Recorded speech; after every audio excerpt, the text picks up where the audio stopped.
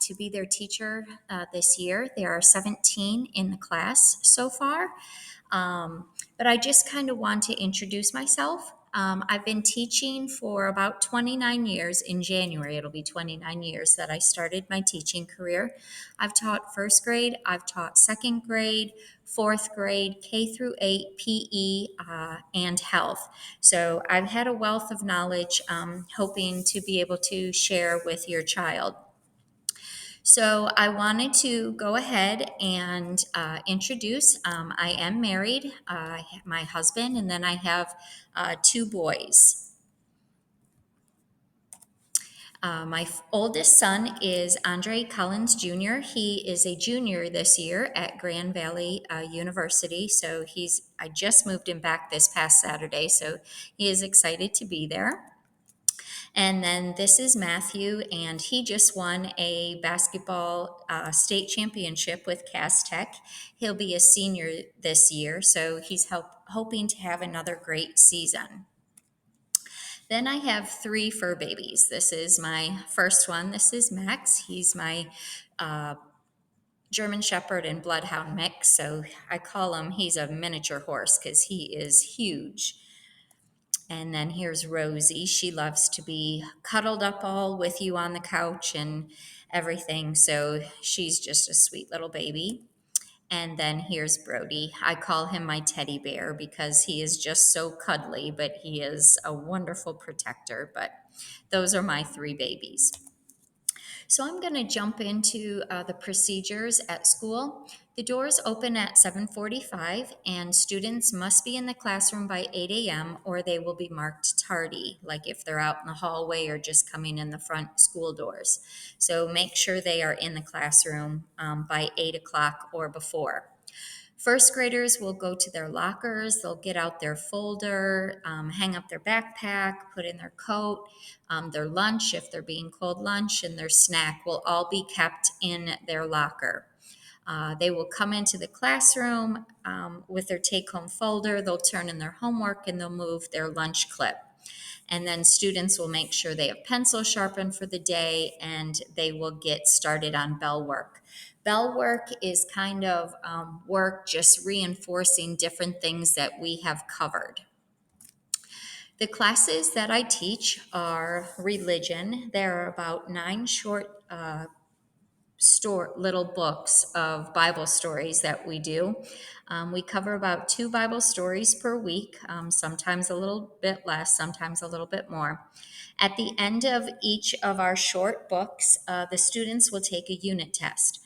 Don't worry, Mom and Dad. I promise the unit test is quite simple. I made up the questions, and there's 2 choices, and they just circle the answer that they think best goes with that story. We do review in class. Books will be sent home that you can review the Bible stories with them. Memory is said on Thursday of every week. So the students will practice in class, we'll practice during religion time, but it is a necessary thing that students need to practice also at home because there may be times in class that we do not get to practice very much. I am sending home a unit sheet so you will see what the memory verses will be. The memory will also be listed on my newsletter that I send to you every week. So it'll give you the weekly memory. In reading, we have 6 unit books. They are short stories that the students will need to read. We read a story a week. We cover comprehension of the story, essential elements of a story like the characters, the setting, the plot, the conclusion, those kinds of things. We also have sight words or flashcards that go along with our reading stories. There are 6 to 8 flashcards that the students will need to memorize and learn. This will help with the fluency in reading as time goes on. The flashcard test, the phonics test, and the comprehension test for the reading will all be on Fridays. So just be aware of that. Our spelling test will begin the first few weeks after school has started. Spelling tests start off with 6 words, and then we work our way up to 10 words and some bonus words in the second semester. Our spelling words come from our reading stories. We also work with phonics, where we learn to decode the sounds and put the sounds together to make the words. So they will definitely be given those skills, and we will work on phonics skills each week to go along with our reading stories. In math, we cover about 15 topics for first grade, and then there are 4 to 10 lessons per topic for each math topic. And at the end of each topic, there will be a math test. I will read the math test to them. I also do the comprehension test and the phonics test. I read to them also, so they don't have to worry about where they're at reading in the beginning. I do read that, but as it progresses on, the better readers they become. Then, if they feel confident, they can read the test on their own and help me. I can just help them if they need a word reading. So, also in math, this year is going to be a new thing added. It's something called Extra Math, where they will go and get on the Chromebooks and they take time tests in addition and subtraction. First graders must know their addition facts and be able to do it. Those math facts within 6 seconds or less. So we will review more on that. That will be a requirement to be able to go on to second grade. So I'll speak more about that with you later on. In science, there are 8 chapters. Most of the work will be done at school. We do some experiments together in class. There will also be a science project, which is they will be creating an animal habitat, but that won't be until January or February. At the end of each chapter in science, the kids will be given a take home open book test to do at home and then turn it in as if it was homework the next day, or they get 2 days to do it, and they will be able to use their books with it. Like I said, it's an open book test. In social studies, there are 5 chapters. We do those chapters together, and we do some workbooks and some different things, but there will be no test in social studies for first grade. For our specials, they have art once a week with Miss Ambrose. She's new this year. Library will be taught by Mrs. Husby. She's a wonderful resource for reading. And for Mr. McManus, will teach music, and he is also the choir director. And then Miss Redeman, the second grade teacher, will take first and second grade one time for PE, and then I will take first and second grade another day for PE. So they have PE twice a week, and they need to have an extra pair of gym shoes that they keep here at school. They are now not allowed to use them outside. So if they had boots on and they forgot, they can't wear their PE shoes, outside or anything like that. We will start PE the second week of school, so we won't start this week. As far as dismissal goes, students' names will be called over the loudspeaker. They will walk to the front, out the front doors, and then Mr. Duman or some of the teachers will walk your child to your car.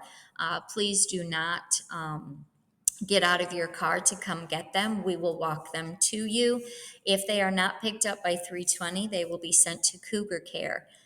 If your child is a child that goes to Cougar Care every day or certain days of the week, you can just send me an email, and I will be happy to let them go down early to Cougar Care if you know they're going there that day. My grading scale for first grade is O's, S's, and N's. They do not, in first grade, do not have the regular letter grades. So O stands for outstanding. They're at or above where they need to be, and they're doing a great job in it. S is satisfactory, and it's broken down into S pluses, S's, and S minuses for the satisfactory category. And then N needs improvement. That means they are below where they need to be, and we need to catch them up and work with them, especially to get them up to either the S or the O category. These are the different forms of communication that I use. I do email through our fax. So I do email a lot. I think keeping the lines of communication is open. So hopefully I don't communicate too much, but I'd rather communicate too much than not enough. I also use the Remind app, especially. I like to send pictures, like take some pictures of the class on like special days, especially during Lutheran Schools Week and Fall Spirit Week and stuff. So I do like to. I like to communicate in that way and send it. So there will be a sheet showing you how to sign up for the Remind app. I also do a weekly newsletter. The newsletter will be put up on Fax where you can find it. And I also email you a copy. I do not send home hard copies except for this first week. So you will get a hard copy newsletter this week, but then starting next week, you'll get an email with it, with the newsletter, and then you can print it out from home if you're a person that needs a hard copy. So in the newsletter, I tell you what I'm teaching during the week, and then it also shows the homework that the students will have each night. I guarantee Monday through Thursday, students will have homework for me. They will need to practice their reading story every night. You know that they will have memory due on Thursdays. They will have math homework daily, which they will need to bring in the very next day. Otherwise, they'll have to stay in like at recess and redo it. But just so you know, you can guarantee that Monday through Thursday, the students will have homework. On Fridays, I don't like to give homework. I believe family is very important, and I know how busy all of our lives are. So I try and not assign homework on the weekends. There is a rare occasion that I will, but for the most part, I will not, because I want to give you time to spend with your family and get away from the craziness of the week. I also communicate. I will be giving you my cell phone number. You can call or text me. I just ask that you please be understanding that I have a family. Please don't call or text late. And anytime that you email me, call or text me, I will get back with you within 24 hours. Questions you have during the day, I would not be able to get back with you until possibly lunchtime or after school. So just keep that in mind. If you think you're going to text me during the day, I can't read my text when I'm teaching your child. So just keep that in mind. Um, but I just wanted to say thank you for entrusting me to teach your child. They are blessings from God, and I just want to do my best. I want to keep the lines of communication open with you. Please, if you have any questions, comments, or concerns, please feel free to share with me, and we can work through whatever problem or issue that we are having.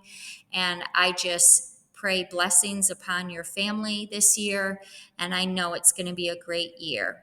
And trust me, I am a teacher. I push the kids because I know the kids can do it.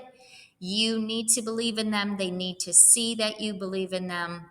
They need to see that they can believe me and trust me and know that I'm doing what's best for them.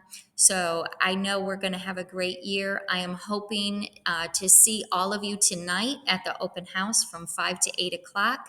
I have a bunch of handouts for you. Kids can bring their school supplies if you want to come in the room and take pictures at their desk or at their locker for the first day of school. You're more than welcome to do that tonight.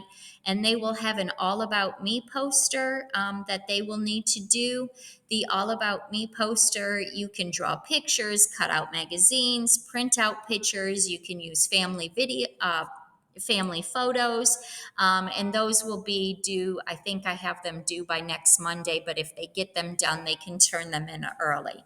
So here's to a great year, and thank you again.